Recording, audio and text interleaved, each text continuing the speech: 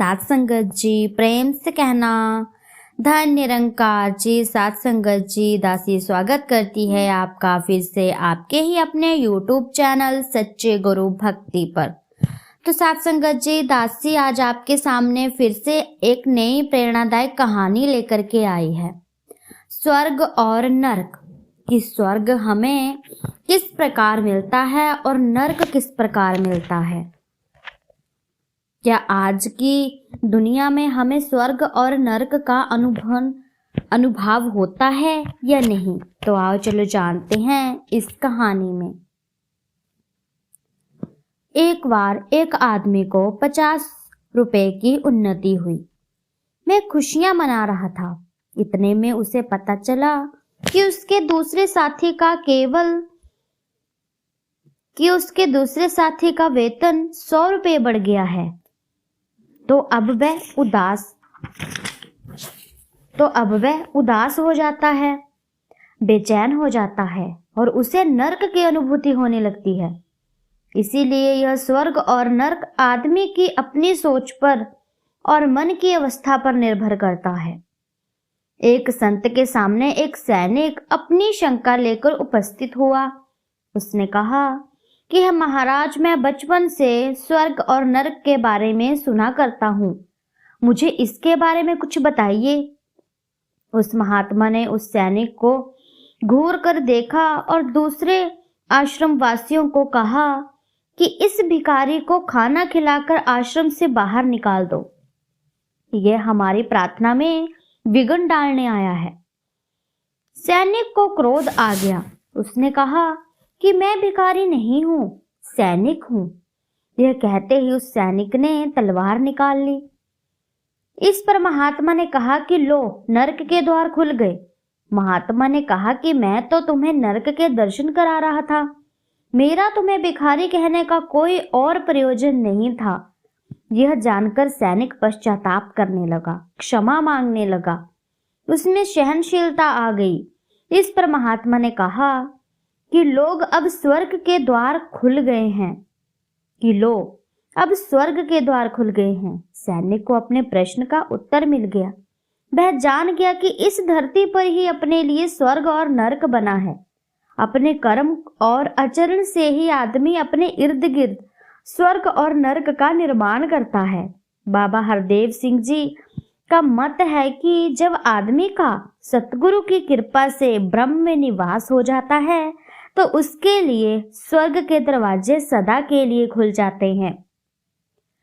भाव ये है कि जिससे सतगुरु की मुझ पर कृपा हुई, मेरा स्वर्ग में वास हो गया। मेरे लिए कहीं दुख और नरक का नाम ही नहीं है। बेकन साहिब का कथन है कि जो परोपकार में रत है, परमात्मा में जिसका विश्वास है और जो सत्य का अनुकरण करता है, उसके लिए यह पृथ्वी ही स्वर्ग बन जाती है। भाव यह है कि जिसका कर्म सही है उसके लिए ये पूरी पृथ्वी ही स्वर्ग है। वेद व्यास जी समझाते हैं कि जिसका पुत्र आज्ञाकारी हो, पत्नी कहने में हो और मन में धन का लोभ ना हो, वह इस जीवन में ही स्वर्ग का आभास पा जाता है। यह शंकर प्रसाद जी का मत भी है कि जहां हमारी सुंदर कल्पना आदर्श का नीड़ बनकर विश्राम करती है, वही विहार का, वही प्रेम करने का स्थल है, स्वर्ग है और इसी लोक में मिलता है।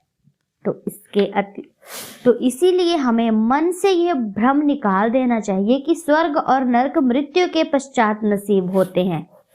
स्वर्ग तो यहाँ ही इस पृथ्वी पर अब और अभी है और नरक भी इस पृथ्वी पर अब और अभी है। हमें अपनी सूझबूझ से स्वर्ग में वास करना है। तो साथ संगत जी, इस कहानी में दासी ने यही बताया है कि स्वर्ग और नरक मरने के बाद नहीं आता, बल्कि हमारे जीते जी ही यहीं पर पता चल जाता है, हमारे कर्मों से पता चल जाता है। साथ संगत, जैसे हम कर्म करते हैं उसी के हिसाब से हमें स्वर्ग और नरक मिलता है। तो साथ संगत जी, इसी जिंदगी में जो हमें मिली है, इसी जिंदगी में स्वर्ग और नरक है। जैसे कि कोई अच्छे काम कर रहा है, किसी का बेटा अच्छा है, किसी की बहू अच्छी है, वो अच्छे तभी है साथ संगत जी जब उनके बड़े अच्छे हैं। एक बहू की सास उसके साथ अच्छा व्यवहार कर रही है, उसे अपने बेटी की तरह मान रही है, उसे अपने सीने से लगा के रख रही है, तो वह स्वर्ग का आभास है। क्योंकि साथ संगत जी प्यार के बदले प्यार, यदि वो अपनी बहू से प्यार करेगी तो उसकी बहू भी उसके साथ प्यार करेगी। तो साथ संगत जी ऐसे ही हमें भी अपने आसपास के स्वर्ग और नरक को जांचना है कि हम किसी के साथ कितना प्रेम करते हैं, हम किसी के साथ कितनी नफरत करते हैं, हम स्वर्ग में जी रहे हैं या नरक में जी रहे हैं। इसी जीवन में, इसी जिंदगी में आपको पता लगाना है। और यदि आप गलत राह पर हैं तो आप सत्य की राह पर चलिए, प्रभु परमात्मा में लीन हो जाइए, वही स्वर्ग है। सत्संगत जी बाबा हरदेव सिंह जी के वचन भी है कि जिस आदमी को ब्रह्म ज्ञान की प्राप्ति हो जाती है उसके लिए स्वर्ग के द्वार खुल जाते हैं। तो सत्संगत जी दासी यही समझाने की कोशिश कर रही है कि स्वर्ग और नरक इसी जिंदगी में है, इसी जन्म में है। ऐसा कुछ नहीं है कि मरने के बाद होगा। आपने तो देखा ही होगा सत्संगत की कोई लोग बहुत ही दुखी जिंदगी जी रहे हैं, तो इसका मतलब वो नरक में है, उन्होंने अपने कर्म सही नहीं किए होंगे। और सत्संगत जी एक जरूरी बात की, जरूरी नहीं है कि हम लखपति करोड़पति हैं तो हम नरक में नहीं जी रहे हैं। सत्संगत जी आपने देखा होगा, आपके इर्द गिर्द भी कहीं देखा होगा, जिनके पास बहुत पैसा होता है वो भी एक्चुअल में दुखी ही होते हैं। तो इसका मतलब वो भी नरक में जी रहे हैं। पैसा ही सब कुछ नहीं होता सत्संगत जी। हमारी जिंदगी में सब कुछ बराबर इक्वल होना चाहिए, तभी जिंदगी की गाड़ी चलती है। तो सत्संगत जी दासी की कहानी आप जी संतों महापुरुषों को अच्छी लगी हो तो चैनल को लाइक, कमेंट और सब्सक्राइब जरूर कीजिएगा। ऐसी ही प्रेरणादायक कहानियां दासी आप जी के सामने लेकर के आती रहेगी। तब तक के लिए धन्य निरंकार जी।